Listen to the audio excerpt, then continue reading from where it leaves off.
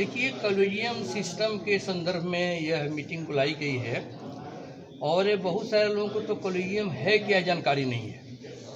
तो मैं प्रयास करूँ वही बताने के लिए कि कॉलेजियम है क्या। कार्यपालिका, विधानपालिका, न्यायपालिका, 3 स्तंभ पर यह है संविधान टिका हुआ है। हमारे डॉक्टर भीमराव अम्बेडकर साहब ने बनाया और वर्तमान परिप्रेक्ष्य में एक चौथा स्तंभ आया जिसका साक्षात गवाह आप लोग हैं, जो कि तीनों को आप आकलन करते हैं और समाज के समक्ष रखते हैं। तो न्यायपालिका है वह स्वतंत्र है, विधायिका है वह कानून को बनाती है और कार्यपालिका है उसे लागू करती है, और जो न्यायपालिका है वह देखती है कि जो कानून बना उसका पालन हुआ या नहीं हुआ। यह है, उस संदर्भ में 2 पक्ष है। पहला पक्ष यह है कि एक लोअर कोर्ट है जिसको व्यवहार न्यायालय कहते हैं। तो इसका जो नियुक्ति पहले हुआ करता था, पहले हाई कोर्ट ही एग्जाम लेता था, तो पहले मुंसफ का एग्जाम होता था, फिर एडिशनल लोगों का होने लगा और अब तो फिर बीपीएससी से हो रहा है, बीपीएससी से लिया जा रहा है। उसके बाद ट्रेनिंग वगैरह की व्यवस्था है। तो वह जज लोग नहीं है। सिविल कोर्ट में जो भी हैं जज न्याय करते हैं, इसलिए उनको न्यायाधीश आप कहते हैं, लेकिन कॉन्स्टिट्यूशन में उनको कहीं नहीं है। वो न्यायिक पदाधिकारी है, तभी उनके साथ जिला सत्र न्यायाधीश, अपर सत्र न्यायाधीश ये जुड़ा हुआ रहता है। जज कॉन्स्टिट्यूशनल पद है वह है हाई कोर्ट और सुप्रीम कोर्ट, जिसमें कॉलेजियम होता है। कॉलेजियम का सिस्टम ये है कि मुख्य न्यायाधीश के साथ 4 अन्य बड़े जज हुआ करता है और वे लोग परफॉर्मेंस के आधार पर नाम को रिकमेंड करते हैं। और नाम कहा जाता है हर स्टेट के जो मंत्रिमंडल है, जो मुखिया है, जो मुख्यमंत्री हैं, उनके यहाँ जाता है और उनके द्वारा वह जाता है राज्यपाल के यहाँ, और राज्यपाल के यहाँ से होकर के फिर जाता है आपका दिल्ली में। जो आपका दिल्ली में जाता है, दिल्ली में जो आपकी कमेटी है, जो वहाँ की सरकारें हैं, वहाँ जाता है और फिर वहाँ की कॉलेजियम भी उसको पास करता है। सुप्रीम कोर्ट की कॉलेजियम पास करता है। अब वह पास होने के बाद जाता है मंत्रिमंडल में, प्रधानमंत्री का मंत्रिमंडल है वहाँ जाता है और फिर वहाँ से जो हो जाता है, बहुत लौट भी आता है, बहुत बार लौटता है। 10 का गया तो 5 का होता है, 4 का होता है, कभी 10 का 10 लौट जाता है। फिर वह जाता है राष्ट्रपति के यहाँ, राष्ट्रपति के यहाँ से फाइनल मोहर लग जाता है। ये है कॉलेजियम सिस्टम। सवाल उठता है कॉलेजियम का, जैसे हम लोग कह रहे हैं कॉलेजियम नहीं, ठीक है कॉलेजियम में है, लेकिन कॉलेजियम नहीं तो कौन? प्रश्न ये भी उठता है, कॉलेजियम नहीं तो फिर कौन? सब जगह तो बना हुआ है कमीशन। बीपीएससी का हम देख रहे थे, कुछ इंटरव्यू आप ही जैसा पत्रकार लोग ले रहे थे, उसमें वह बीपीएससी का फुल फॉर्म नहीं बता रही थी शिक्षिका, और यह कह रही थी कि कुछ न कुछ है तभी हम सेलेक्ट हुए हैं। तो यह सारी बातें हैं, कॉलेजियम में है बेईमानी, इसमें कोई दो मत नहीं, मानने को तैयार हो। लेकिन सवाल उठता है कि उसके बाद कौन? कितने गांव है जिस गांव में 2, 4, 5 एडवोकेट हैं? उसका एक तो मापदंड है ना, एडवोकेट होना चाहिए, 10 साल का प्रैक्टिस होना चाहिए, वगैरह वगैरह है। कौन पढ़ाने को तैयार है?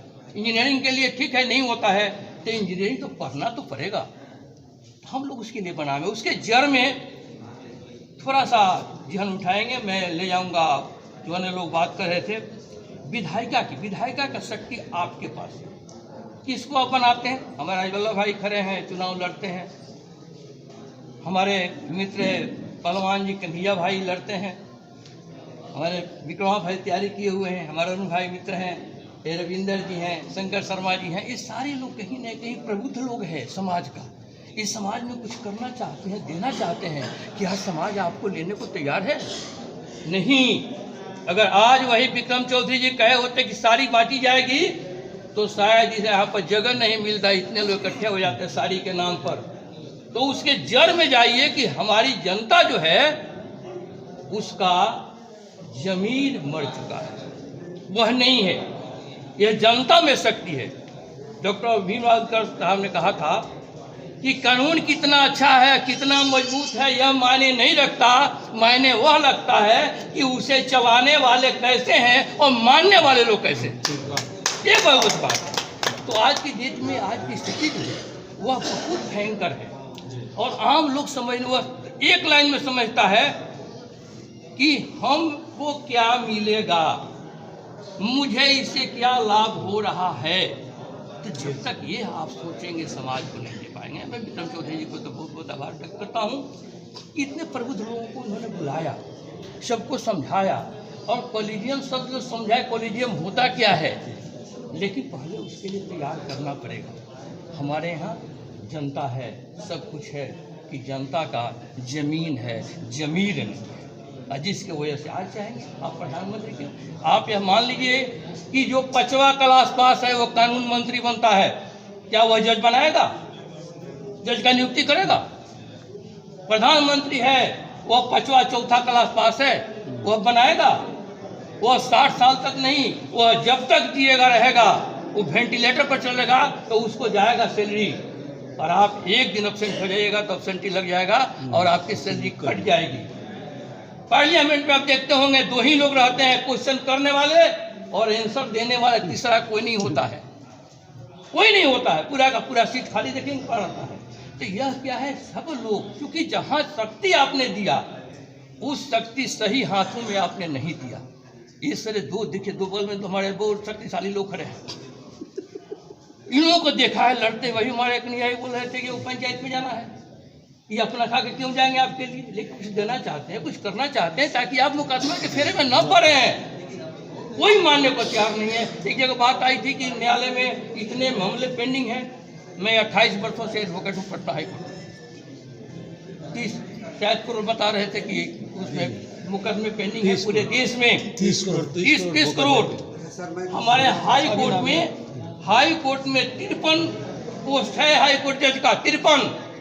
लेकिन 28 साल में 24 से 26 देखा, 27-28 जज आज तक हमने नहीं देखा। जाता है चला आता है, क्यों पेंडिंग नहीं रहेगा?